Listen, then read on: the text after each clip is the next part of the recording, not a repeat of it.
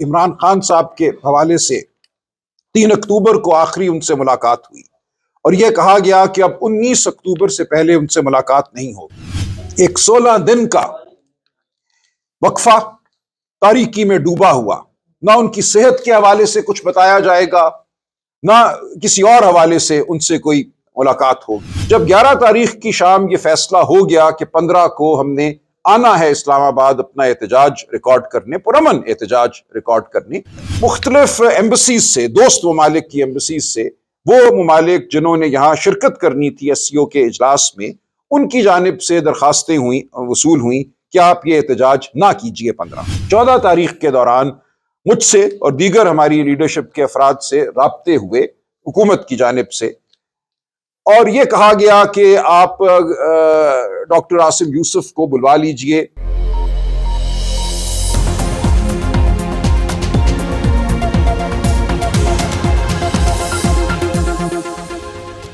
کل رات ہم نے دیکھا پورے ملک میں، خیبر پختونخوا میں لوگوں کو اغوا کیا گیا، ریاض فتح کے بیٹے کو اغوا کیا گیا، ڈاکٹر زرکا کے خاندان پہ ہاتھ ڈالا گیا۔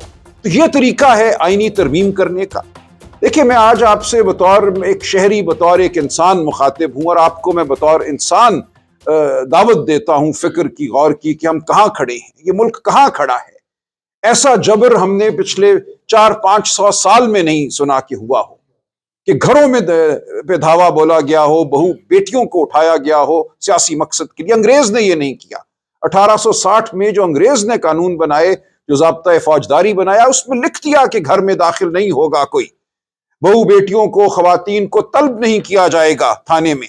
یہ تمام چیزیں انگریز نے 1860 میں لکھی تھی، جن کو آج ہم 2024 میں پامال کر رہے ہیں۔ کوئی قانون نہیں ہے، کوئی شرافت نہیں ہے، کوئی، میں سمجھتا ہوں اس وقت، قاعدہ نہیں ہے، کوئی بے شرمی کی حد نہیں ہے جس کو ہم پھلانگنے کو تیار نہیں ہیں۔ اور کہا یہ گیا اس بچی کو، میں موجود تھا جب وہ بازیاب ہوئی، جب وہ واپس آئی، اس کی تمام بات کل رات میں نے سنی، شاہ محمود صاحب کی بہو کی۔ اس نے کہا مجھے ایک ہی بات کہی گئی، بدتمیزی نہیں کی گئی اس کے ساتھ۔ 4 گھنٹے اس کو نہیں پتا تھا کہ اس کے ساتھ کیا ہونا ہے، وہ ایک بند کمرے میں تھی، باہر بندوقیں تھامے لوگ کھڑے تھے۔ وہ کہتی ہے مجھ سے جو بات کی گئی، ایک صاحب اندر آئے اور انگریزی میں مجھ سے بات کی انہوں نے کہا یہ جو ہم نے آپ کو اٹھایا ہے، یہ اس ملک کی معاشی ترقی کے لیے ضروری ہے۔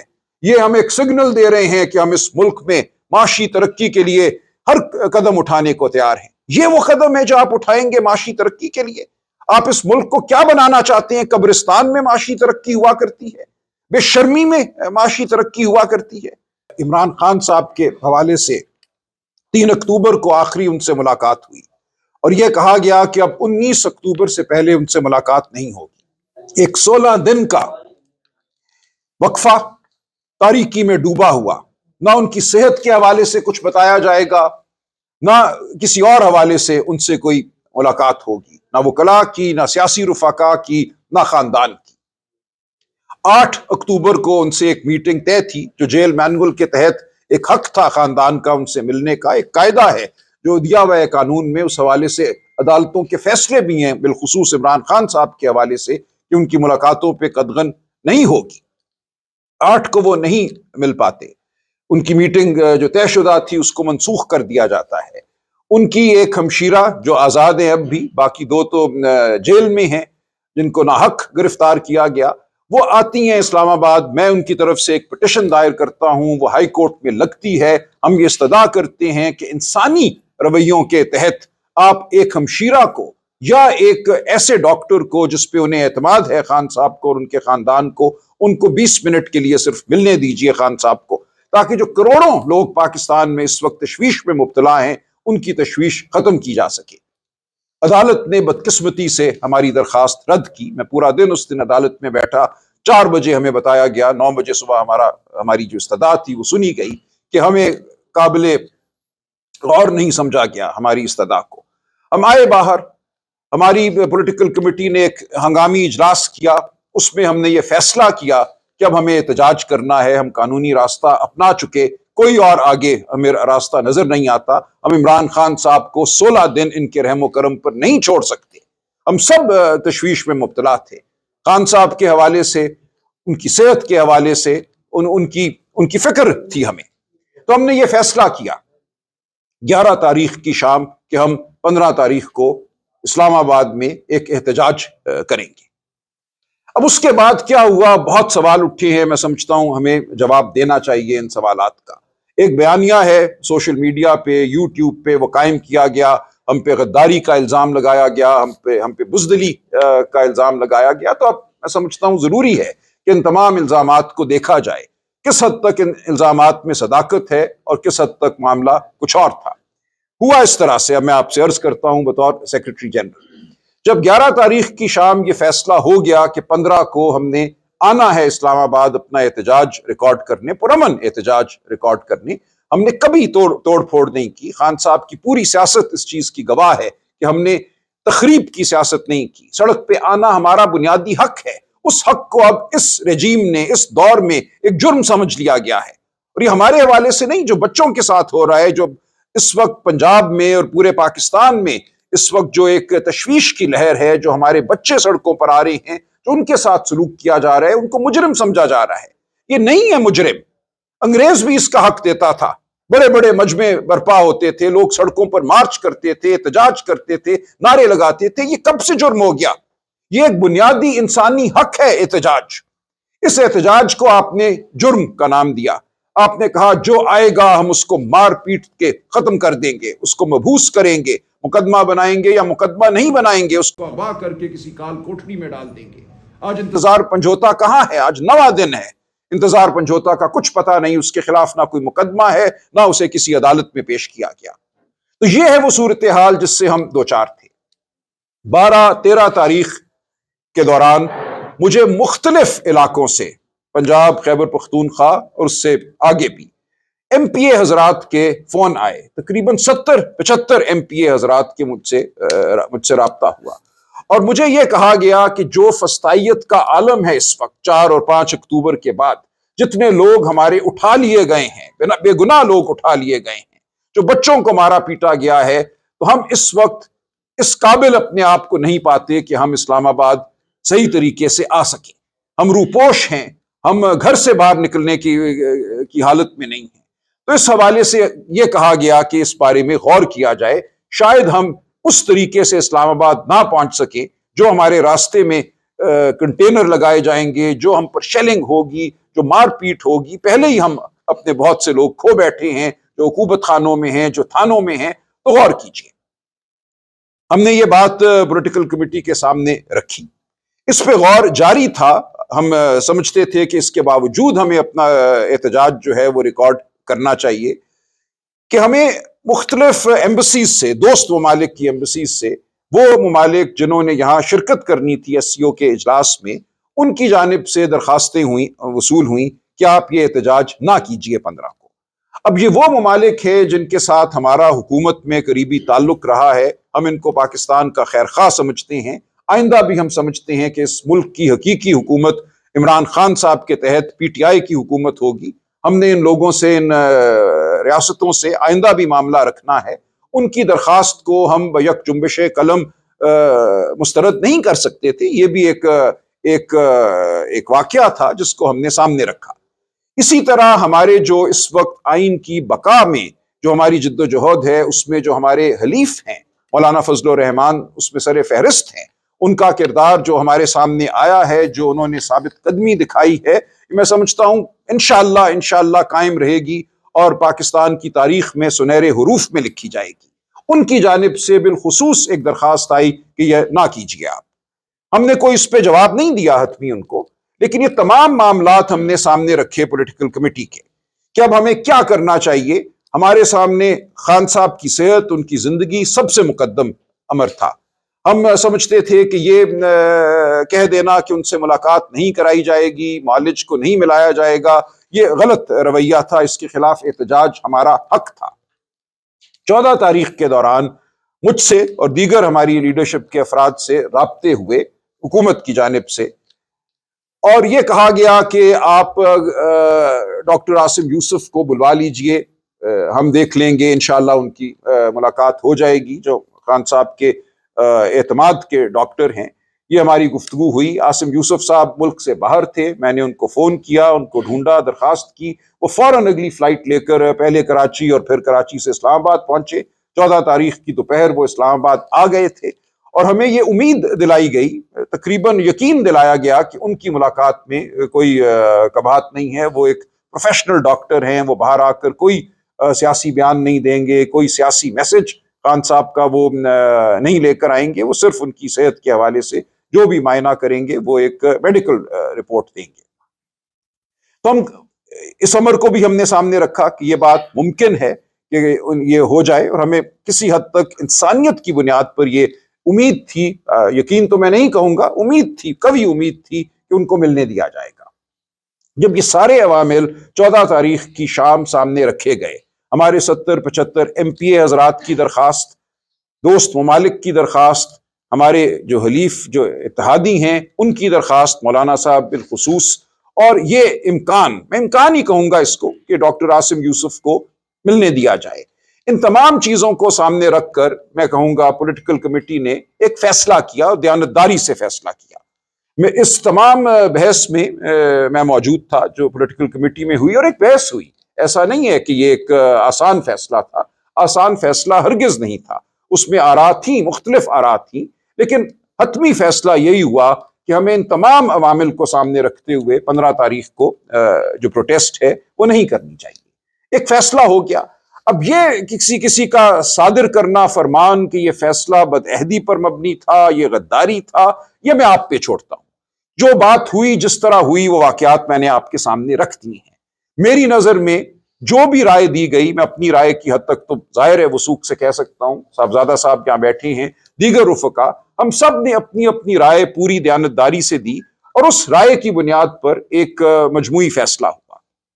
اب اگر کوئی اس فیصلے کو بددیانتی پر مبنی قرار دینا چاہتا ہے تو اس کی مرضی ہے، بیانیہ بنانے پہ تو کوئی پابندی نہیں ہے، آپ کہہ سکتے ہیں، کچھ بھی کہہ سکتے ہیں، لیکن جو حقیقت ہے وہ پورے صدق کے دل سے، وضاحت سے اور بغیر کوئی چیز چھپائے میں نے آپ کے سامنے رکھ دی ہے۔ اب یہ ہے وہ صورتحال، لیکن دیکھیں اس سے اب ہم نے آگے بڑھنا ہے۔ ایسا نہیں ہے کہ یہ ہماری سیاست یا ہماری مزاحمتی سیاست جو ہے وہ ختم ہو گئی۔ اس وقت جتنی ضرورت مزاحمتی سیاست کی پاکستان کو ہے، پاکستان کے مستقبل میں جو فلاح ہم دیکھنا چاہتے ہیں اس کو ہے، وہ شاید پاکستان کی تاریخ میں کبھی نہیں تھی۔ ہم ایک تاریخ گھاٹی کے دھانے کھڑے ہیں، اس سے آگے مجھے تباہی نظر آتی ہے۔ یہ ملک مجھے ان لوگوں کے ہاتھ نظر آتا ہے جو نہ تاریخ کا ادراک رکھتے ہیں، نہ معیشت کا ادراک رکھتے ہیں، نہ شرافت کو کچھ سمجھتے ہیں۔ دیکھیں پاکستان کی تاریخ میں ایسے مواقع آئے ہیں، اتنا کبھی ماحول شاید کبھی بھی نہیں ہوا۔ میں جب ایوب خان صاحب کے دور کو دیکھتا ہوں، اور اکثر ہمیں جو دوست ملتے ہیں حکومتی یا مقتدرہ کے، وہ ایوب خان صاحب کے دور کی بڑی تعریف کرتے ہیں اور کہتے ہیں ہاں بس یہ غلطی ہوئی ایوب خان صاحب سے کہ انہوں نے جبر ذرا کم کیا، زور سے ان کو دبانا چاہیے تھا، جو تحریک سن 69 میں یا 68 میں شروع ہوئی تھی، وہ چاہتے تو اس کو دبا دیتے، لیکن انہوں نے وہاں کمزوری دکھائی۔ یہ ایک وہ بے وقوفانہ سوچ ہے جو مجھے اب اس وقت ابھرتی نظر آ رہی ہے حکومتی ایوانوں میں، کہ جبر سے یہ ملک آگے بڑھے گا۔ ایوب خان کا دور کوئی مثالی دور تھا، کمی صرف یہ تھی کہ جبر کم کیا گیا آخر میں۔ یہ وہ لوگ ہیں جو آج اس ملک پر قابض ہیں، جو یہ سمجھتے ہیں کہ وہ اس ملک میں معاشی ترقی برپا کریں گے جبر کے ذریعے۔ وہ طالب علم ہوں، طلبہ ہوں، احتجاج کرتے ہوئے ان پہ ڈنڈے برسائے جائیں گے، گولیاں برسائی جائیں گی، واقعات کو چھپایا جائے گا، کیا ہوا کیا نہیں ہوا حقیقت سامنے نہیں آئے گی۔ ایک خوف کا سما ہوگا جس میں آپ کہتے ہیں کہ فیکٹریاں چلیں گی، دوڑیں گی، آپ کہتے ہیں کہ اس میں روزگار پیدا ہوگا۔ آج مجھے کوئی کم عمر شخص، نوعمر شخص، نوجوان ایسا نہیں ملتا جو اس ملک سے بھاگنے کا ارادہ نہیں رکھتا۔ میں حقیقتاً یہ کہتا ہوں، میں بہت یونیورسٹیوں کالجوں میں جاتا ہوں، مجھے بلایا جاتا ہے لیکچر دینے کے لیے، نوجوان نسل سے گفتگو کرنے کے لیے، اور میں پوچھتا ہوں ان سے کہ کون اگلے 30 سال 40 سال اپنے دیکھتا ہے کہ اس ملک میں آپ پھلے پھولیں گے، آپ اپنا کیریئر جو ہے یہاں بنائیں گے؟ میں کہتا ہوں ہاتھ اٹھاؤ۔ 100 کے مجمع میں، 100 کی کلاس میں شاید 1-2 ہاتھ اٹھاتے ہیں جو کہتے ہیں کہ ہم اس ملک میں اپنا مستقبل دیکھ رہے ہیں۔ تو آپ نے کیا برپا کر دیا ہے؟ آپ نے اس ملک میں جو بنیادی ایک رشتہ ہوتا ہے ریاست کا شہری کے ساتھ، ریاست کا اپنے بچوں کے ساتھ، اپنے نوجوانوں کے ساتھ، اس کو آپ نے تار تار کر دیا ہے، اور آپ کہتے ہیں ہمیں IMF سے لون مل گیا، اب یہ معیشت دوڑے گی، ہم نے SCO کانفرنس کر دی، اب یہاں پر فراوانی ہوگی۔ کس چیز کی فراوانی ہوگی؟ जबर की, जुल्म की फरावानी होगी। आप खुद सोचिए, आपकी बेटी 4 घंटों के लिए नहीं, आपको क्या मालूम कि वो कहाँ गई, कौन ले गया, वो 4 घंटों बाद वापस आएगी, 40 घंटों बाद वापस आएगी या वापस नहीं आएगी, कुछ किसी को खबर नहीं थी। एक तारीख रात थी और एक खामोशी थी, जबर की खामोशी। तो ये सानिया सिर्फ शाह महमूद कुरैशी साहब की बहू के साथ नहीं हुआ। इस साने ने हमें याद दिलाया उस फस्तायत का, उस बेशर्मी का जो पिछले 2 साल से इस मुल्क में बरपा है। देखिए, मैंने लाहौर के एक हल्के से इलेक्शन लड़ा, साहबजादा साहब ने भी इलेक्शन लड़ा फैसलाबाद से। हम गवाह हैं उस बर्बरियत के जो आप सब ने, हमारी बहनों ने, हमारे भाइयों ने सही है पिछले 2 सालों में। वो समनाबाद हो, वो इछरा हो, जिस गली में मैं गया मैंने यही खबर सुनी, यही मैंने दुख की दास्तान सुनी। किसी की इज्जत महफूज नहीं रही, कोई घर महफूज नहीं रहा। घरों में दंदनाते लोग आए हैं, वो बच्चियां हों, वो बच्चे हों, वो माएँ हों, वो बहनें हों, वो बीवियां हों, सब पे हाथ पड़ा है। सादुल्लाह बलोच की एहलिया और बेटी के साथ जो हुआ वो वाकया पुराना नहीं है। बिल्कुल कुछ बात शाइस्ता बीवी करेंगी और साहबजादा साहब करेंगे। साहबजादा साहब। बिस्मिल्लाहिर्रहमानिर्रहीम, बहुत शुक्रिया जी। मैं सलमान अकरम राजा साहब ने पूरी डिटेल के साथ सारी बातें कर दी हैं। मैं ज़्यादा टाइम नहीं लूँगा, सिर्फ 2-3 चीज़ें, चूँकि नेशनल असम्बली से आ रहा हूँ। आज स्पेशल कमेटी की मीटिंग हुई थी और रवायात के मुताबिक आज हुकूमत के पास फिर असल मुसवदा मौजूद नहीं था। तीसरी कापी मुसवदे की दी गई, लेकिन बहरहाल एक बात तो हम क्लैरिफाई कर दें कि हमारी जो नेगोशिएशंस हैं, जो गुफ्तगू है, वो सिर्फ मौलाना फजलुर रहमान साहब के साथ है और उनके मुसवदे की हद तक है। हमारी इनपुट, हमारी कंसल्टेशन सिर्फ मौलाना साहब के साथ है। हम न किसी हुकूमती मुसवदे की तायीद कर रहे हैं, न किसी हुकूमती मुसवदे की तायीद करेंगे, नंबर 1। नंबर 2, मौलाना फजलुर रहमान साहब के साथ अभी थोड़ी देर के बाद मुलाकात है, चूँकि 6 बजे मौलाना फजलुर रहमान साहब की पार्टी की मीटिंग उन्होंने रखी हुई थी। उसके बाद पाकिस्तान तहरीक इंसाफ का डेलीगेशन जाएगा, इंशाल्लाह सलमान अकरम राजा साहब जाएंगे, हम तमाम लोग जाएंगे वहाँ पर। उसके अंदर मैं सिर्फ आपको एक बात क्लैरिफाई कर दूँ जी, वो आज हमने कमेटी के अंदर भी बतला दी है कि इवन अगर मौलाना फजलुर रहमान साहब के साथ किसी बात पर हमारा इत्तफाक राय होता है तो भी ये हतमी नहीं है। इसकी मंजूरी इमरान खान साहब ने देनी है, इसकी फ़ाइनल अप्रूवल इमरान खान साहब ने देनी है, और अगर इमरान हमसे ये अप्रूवल करवानी है तो फिर पाकिस्तान तहरीक इंसाफ और उसके इत्तेहादियों की क़यादत को इमरान खान साहब तक एक्सेस देनी पड़ेगी। मौलाना फजलुर रहमान साहब के साथ क्यों बातचीत चल रही है? इसलिए कि इमरान खान साहब ने ख़ुद उसके बारे में अपनी पार्टी को भी कहा था, तमाम लोगों को कहा था, अफराद की टास्किंग की गई थी। So that is with approval of Imran Khan साहब। ये जो एक कुछ चीज़ें प्रोपोगेट की जा रही हैं कि शायद कोई मुश्तरका मुसवदा तैयार हो गया, हमको वोट करने के लिए जा रहे हैं और कोई यूनानिमस रेजोल्यूशन अभी आ रहा है, it's too early to call. अगर यूनानिमस वाली को बात अगर हमारा इत्तफाक राय मौलाना साहब के साथ हो भी गया तो फिर भी हम खान साहब के पास जाएंगे and his decision will be the last decision. और उसके बाद एक आखिरी चीज़ कि अगर आपने इस तरीके से लोगों को उठाकर, हमारे पास हमारे कुछ MNAs हैं जिनको नून लीग के साथियों ने रब्ता किया और उनको ब्राइब ऑफ़र की, उनको मुख्तलिफ ऑफ़र्स की। अगर आपने इस तरीके से वोट लेना है तो बाबा एक बड़ा आसान सा हल है, कौमी असम्बली का ऐवान मौजूद है, उसकी चेयर्स के जो अलॉटमेंट है वो नामों के मुताबिक हुई है। आप एक कागज़ की चिट के ऊपर नाम लिखें, वो उस कुर्सी के ऊपर रख दें और उसे वोट शुमार कर लें।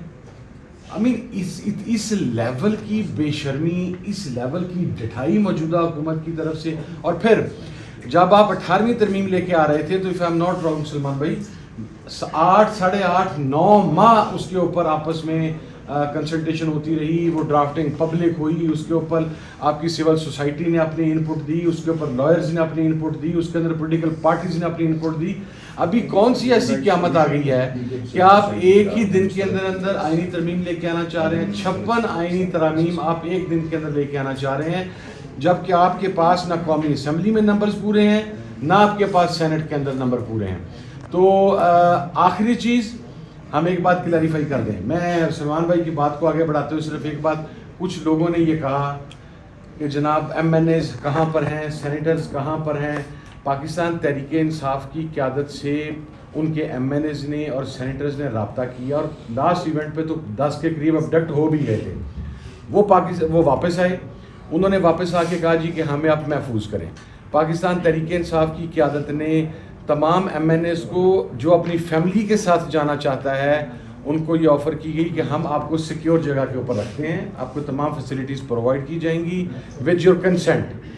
اب ایک بات میں کلیئر کر دوں کہ اس فیسیلیٹیشن کے بعد اگر کوئی شخص آج کل پرسوں یہ کہے کہ میرا بھائی اٹھا لیا گیا, میرا بیٹا اٹھا لیا گیا, تو یہ میری ایک بحیثیت اتحادی میری ذاتی رائے ہے اور میں اس کے اوپر قائم ہوں اور قائم رہوں گا.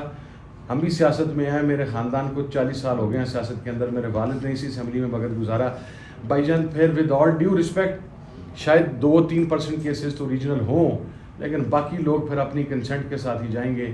وہ پھر ایک اگر کسی اگر کی بات کر رہا ہوں, ہمیں کوئی نظر نہیں آ رہا جو جائے. دیکھیں لاسٹ ٹائم بھی انہوں نے جو لوگ اٹھائے تھے اس وقت بھی لوگوں نے یہ کہا تھا کہ اگر یہ ہمیں ایوان کے اندر لے کے آتے تو ہم نے تو اس سائڈ کے اوپر آ جانا تھا, اور اگر حکومت کے پاس نمبر پورے ہوتے. اور میں آخری بات آج گور صاحب نے کہی تھی کہ 7 کے قریب جو ایم این ایز ہیں رولنگ پارٹیز کے, وہ چاہتے ہیں کہ وہ اپنی ضمیر کے مطابق فیصلہ کریں. میں اس کے اندر صرف ایک ایڈیشن کرنا چاہتا ہوں, اب آگے ان کی مرضی ہے, ہماری طرف سے کوئی آفر کوئی چیز نہیں ہے. وہ تعداد 7 سے بڑھ کر اب 9 کے قریب ہو چکی ہوئی ہے جو شاید اپنے ضمیر کے مطابق فیصلہ کرنا چاہتے ہیں. تو دیٹس اٹ جی, میری طرف سے بہت شکریہ. Thank you. شائستہ.